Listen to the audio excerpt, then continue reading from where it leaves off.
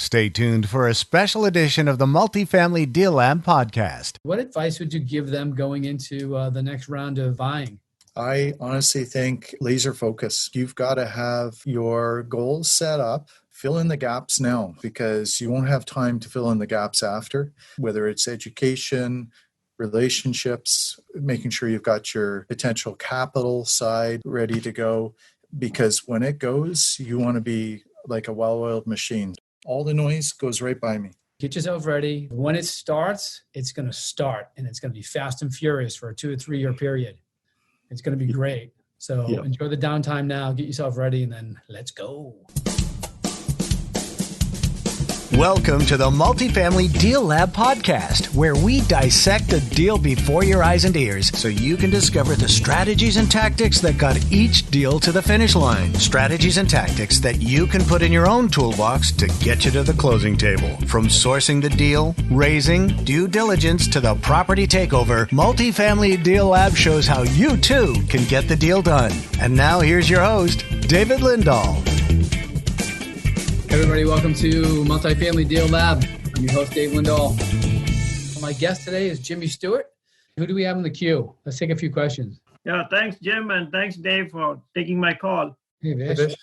Yeah, I joined RE Mentor in about 4 months back, and my background is I've been a real estate investor in single-family homes for a little over 10 years now. And I'm based out of Belton, Texas. My question for today is basically, I've been actively networking, and I love networking. I love meeting new people all the time. Now, one of the key indicators for multifamily, what I realized is show me the money. Where is the money coming from? So I've been talking to a lot of my good friends who I think they have a lot of money. And now they all came back to me, and they are interested in partnering with me, but they want me to make a presentation for 30 minutes, all about real estate and why they need to join me and what is in it for them. Now there are 3 different groups which I need to make presentations, which one is all the friends. Among the friends, I have friends from school, from college, and from different careers. And that is number 1. Number 2 is all the professionals. I put them separately in terms of all the doctors and all the lawyers and all the CPAs, different. And number 3 is the family members. Now, Dave and Jim, do you have any script for this, or what is your suggestion on this? How do I talk to them? I can, here's what a 30-minute presentation is long. Okay. But at the same time, you've got the Apartment House Riches Manual? Yes. Yeah? All right. So I believe it's chapter 4 that talks about emerging markets. Okay. So you want to open up with the opportunity.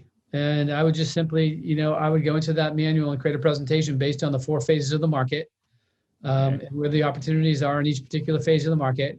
And then, then start focusing on emerging markets and the opportunity with emerging markets. Feel free to, the book, Emerging Real Estate Markets, that I wrote. Yes. If you want to get some of those, I'll be happy to autograph them for you, and then you can give them out as a gift. I've had people do that before at presentations. You certainly don't need to do that to be effective. But I would start there, and then I would go into how to syndicate a deal, and what a deal syndication is. And that explains the whole process, that investors are going to go through in a syndication. And then I would open it up, and then I would go into the types of deals that you're going to focus on. And then I would go into a Q&A. What do you think, Jim? What would you add to that? Yeah, I think so. What I would say, you'll have to judge your audience. Judge your audience, because 30 minutes can go by pretty quick, but for some people, and you'll have to decide what type of people you're presenting to, 30 minutes will be too long, and you may want to go more at a higher level initially. And so you might want to be a 10 to 12-minute presentation. If they have further interest, then you go into a more detailed presentation, but you're just kind of creating interest from it, and you're presenting it in a manner that allows them to have more questions, which then gives you an opportunity to have further dialogue with them. That'd probably be what I might look at suggesting. So know your audience. In this case, you mentioned, Fish, that they wanted a 30-minute presentation. So then the way Dave suggests, I would suggest that's a pretty good way to go. Yeah, I would also, don't forget to add the part about what you've been successful in life. And if you haven't done any deals yet, how you're being educated and the team that you're building around you. The team. Yeah, I agree. The team is critical because then you use their credibility.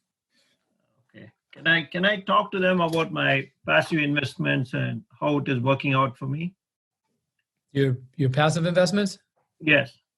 Yeah. No, you could give examples. I mean, if those are similar to the types of deals that you're going to be doing, you can, as far as I know, you might want to consult with an SEC attorney, but I'm sure you could tell them, these are the types of deals I'm doing. This is the type of deal I'm actually in.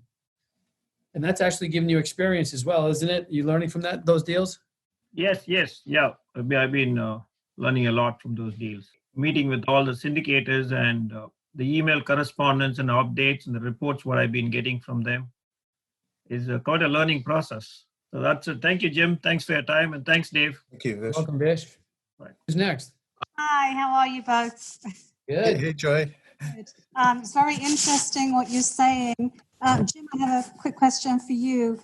When you started raising the money and you said you didn't have much luck with friends and family, how much time did you give yourself to raise that money for your first deal? I would say I actually started working on raising capital about 5-6 months before the deal and looking for potential people so that when we actually had the deal, then I was circling back to those people that I had better qualified. So it wasn't a cold start. I would find it highly stressful to start the day I've got a deal to look for capital. I think you're asking for trouble personally. So in my case, I was still pretty new into this, but I was focused back, I think March, and this deal closed December, but we actually had the deal under contract in September. So. Okay, so did you just pitch them more your idea of what you were going to do if you don't have something to show? Yeah, kind of what Dave and Fish had just talked about. It was conceptual at that point, but just going through kind of a what if scenario, talking about the whole emerging market. In my case, I was focused on Atlanta, so I talked specifically about Atlanta and what I liked about Atlanta and how that was an emerging market itself and what criteria we were looking at on properties. And when we found that sort of criteria, we would then be executing on it. And then my background. Oh, thank you very much. I appreciate it. Thanks. Yeah, Joy, you've got to start building your private money list as soon as you realize that this is something that you're going to do. So you start seeing opportunities at social situations. You start focusing on going to business situations, meetup groups, and then just telling people, what you do, and the ones that are interested, you ask them if they want to learn more when you start doing deals, and then you get them on your list, and then you contact them, once every couple of weeks with maybe a newsletter or an update on what you're doing. Because, if you wait until you get a deal to start raising capital, that's the worst thing you can do. High stress. High stress, number one. Number two, anytime you are 3 weeks to the closing of a deal and you don't have the capital raised, you're still raising money, people psychologically feel rushed and they make a no decision when they feel rushed. So when you're 3 weeks out, that's like, it's crunch time, that's the worst time. So you really need to be raised 3 weeks out to a deal. Or, if you actually get there, anybody listening and you're actually there, then do an extension on the deal so you have more time to raise that money, because it's so difficult to raise with just 3 weeks ago. Wonderful. Can I just ask one more quick question? Yeah. Jim, how did you find your partners? I went to Ultimate Partnering. It was a great event, and that's a great room. And so I went there, and that's how I found my partner and how I've raised money there too. It's just a phenomenal event. Okay. Thank you. Okay, let's take another question. Dave, Jim, thank you for doing this. Jim, thank you for being here. I happened to go on a tour in Atlanta with your property out near the airport.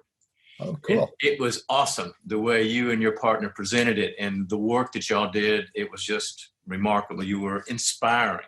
I just have two quick questions. Number one, do you use social media to get contacts on raising money? And if so, what social media do you use? Sure. I'm smiling ear to ear right now because I'm kind of an old school marketer, the 4 Ps of marketing and everything. Uh-huh. And that is what I'm working on right now, as a matter of fact, is that whole getting that social media side going, because up to now, no, I have not done that. And I've been more of an old school relationship type of person where I'm in front of people and doing it with the handshake, and that's eyeball to eyeball, as opposed to doing it the other way. So to me, it's a learning curve right now. But I'm working on LinkedIn to Twitter to Instagram, I mean, all the typical website, and it's being worked on as we speak right now. Because with this whole COVID-19, it's really highlighted the issue and how you have to me anyway, you have to be able to do that type of business. Up to now, I've been kind of able to hide and not do that, but it's a new world now. Yes, it is. Are you using VAs or Fiverr to help you with that? Or are you doing it on your own? Initially, right now, I'm working with a company out of India. And then ultimately, we will be using some VAs. Quite honestly, really what we are is a marketing company. And so one of my first hires will be a marketing person to work alongside of me. That's my plan, is to physically have someone here, but also doing virtual as well. Delegate. That's yeah. So Edward, let me give you a couple of tips. First of all, Facebook and Instagram and all that, you've got to really be up on the SEC rules. You certainly don't want to do a general solicitation, or because you get in trouble for that. Number one. Number two, it's not so much the social media. People, the old school works the best. Getting face to face with people aren't going to give you their money until they have a sense that they know you and trust you. So you've got to work on that. That being said, though, you can create a digital funnel that you can advertise on Facebook, which basically says, hey, if you're interested in this, not interested in a deal, but if you're interested in investing in apartments or blah, blah, blah, well, I've got this piece of information, and, then they raise their hand and they get that free information, and then you can contact them after that and introduce yourself. And that's how you can start meeting people, and then eventually either a phone call or a face-to-face. If they're far away, a phone call. I never really thought that you could raise money through phone calls, except there's a guy in Indiana that did it a lot through direct mail. He was one of our students a while back, and he had this direct mail campaign where he mailed 50 miles out. And then because he was so rural in Kansas, they would do it all by phone call, and it worked well for him. But maybe it was because it was so rural. I don't know. Right. But generally, eventually you got it. Now with Zoom, you can get face-to-face and people get an idea, about who you are and what you do. So that makes it a lot easier. But yeah, so that's the deal. The old school works the best. Get face-to-face with people or Zoom to face, one or the other, Zoom to Zoom. I agree. Last question. How are you proceeding, Jim, in these next few months? Cautiously. Basically, in terms of the underwriting, building in a lot of fudge factor. Right now, I'm finding there isn't a lot of deal flow at this point. Those that are wanting to sell are hanging on for the moment, and those that have to sell, I don't think have experienced enough pain yet. They're able to hang on because the rent collections have been better than they expected. Right. And so because of that, it's probably going to be more August, September, October. If we get a second wave, then that could help trigger something depending on how the funding is on that. So for myself, I'm building in a lot of extra we'll just say sensitivity because of the financing criteria, because of the risk factor in terms of vacancy or economic occupancy. So I'm proceeding very cautiously. I don't have to do a deal. I don't want to do a deal to do a deal. It's got to be a great deal or I'm not interested. And so what is a great deal to me right now? It's one that's got everything factored in that gives me a lot of comfort. So I'm targeting more people that are going to be motivated to sell. And those are the people that I want to be ready for. Thank you so much for being there. Be safe, be well, be kind.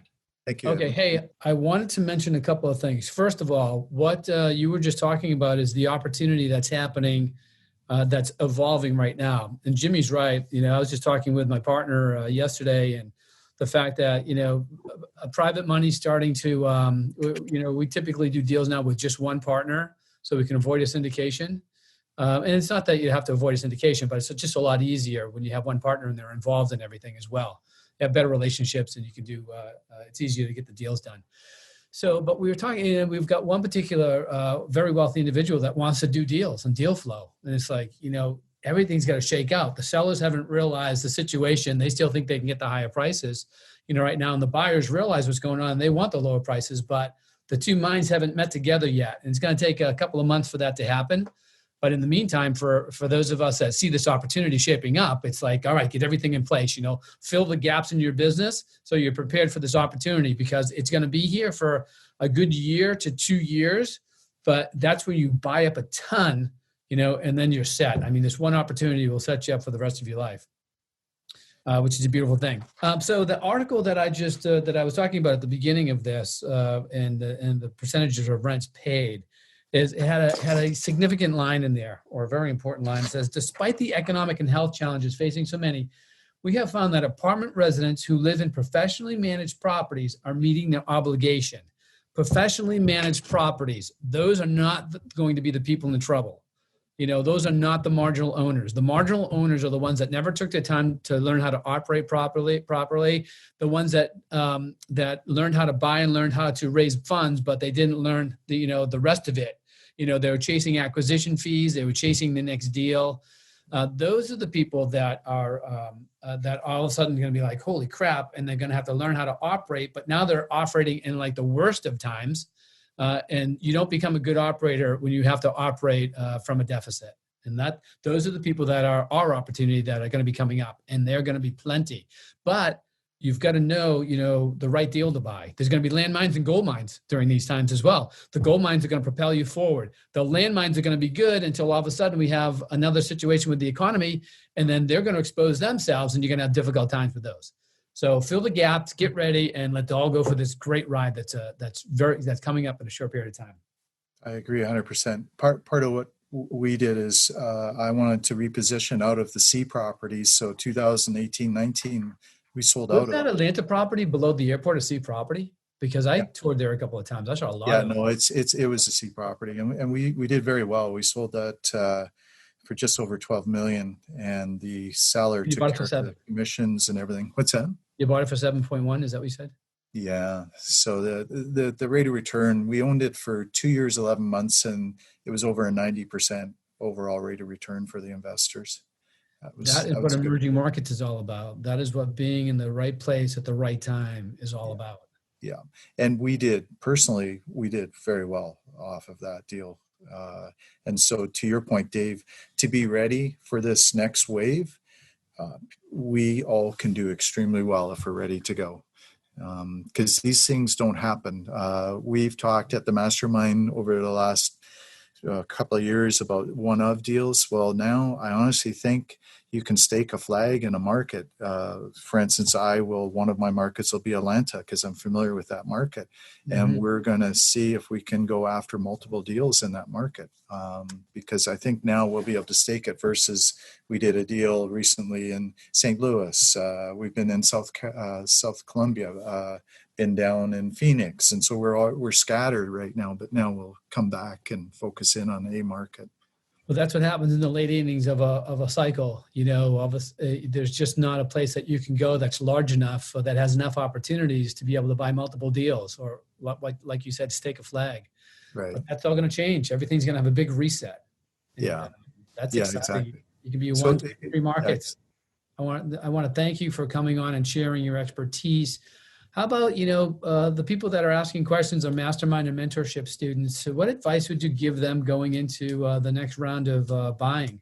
I honestly think laser focus. Like, you've got to have your goals set up and you've got to be laser focused. And to what you just mentioned earlier, fill in the gaps now, guys, because you won't have time to fill in the gaps after. So shore up, whether it's education, relationships, in terms of making sure you've got your potential capital side ready to go. Because when it goes, you want to be like a well-oiled machine. So you've got to make sure you've got your teams in place and everything in place. So this is the time to basically do a SWOT analysis and make sure you've got your strengths, weaknesses, the threats, all handled. And if you've got all that handled, you're going to be in good position to hit the pavement running hard. So, and you've got to have your focus goal. Don't let fear, just laser focus. I've always had a point, and I let all the noise goes right by me. I'm focused on it. And don't get an itchy trigger finger. Yeah. True. The opportunities when they come, it's like right now, it's just a downtime. So sharpen your skills, get yourself ready, but just know that it's okay to be placid at this particular point, to be focused on, maybe reading some books or doing some other stuff, because when it starts, it's going to start and it's going to be fast and furious for a 2 or 3 year period. It's going to be great. So enjoy the downtime now, get yourself ready, and then let's go. Let's go hard. All right. I want to thank everybody for being on Deal Lab, and I will see you all next week. Bye, everybody. You've been listening to the Multifamily Deal Lab podcast, where the deals get done. If you'd like to learn more, visit davesfreebook.com. And don't forget to leave a 5-star rating and review, and hit that subscribe button so you don't miss an episode. Thanks for listening.